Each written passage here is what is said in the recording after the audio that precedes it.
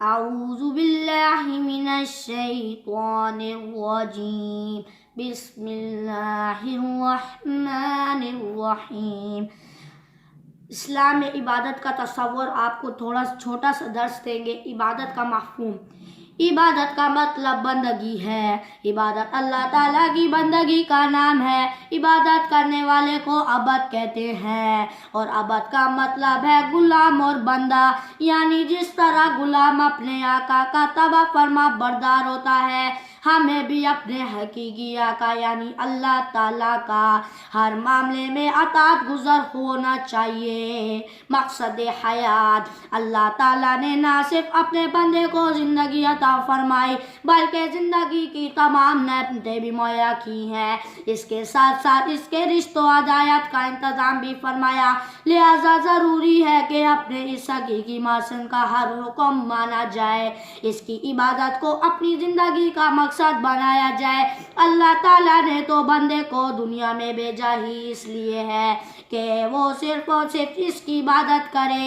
اس بات کا اعلان اللہ نے خود فرمایا، وَمَا خَلَقْتُ الْجِنَّ وَالْإِنسَ إِلَّا لِيَعْبُدُونَ، اور میں نے جنوں اور انسانوں کو اس لیے پیدا کیا ہے کہ وہ میری عبادت کرے۔ یہی وجہ ہے کہ دنیا میں جتنے بھی پیغمبر آئے سب نے صرف اللہ ہی کی عبادت کا حکم دیا اور اس کی ذات کو کسی کو شریک ٹھہرانے سے منع کیا۔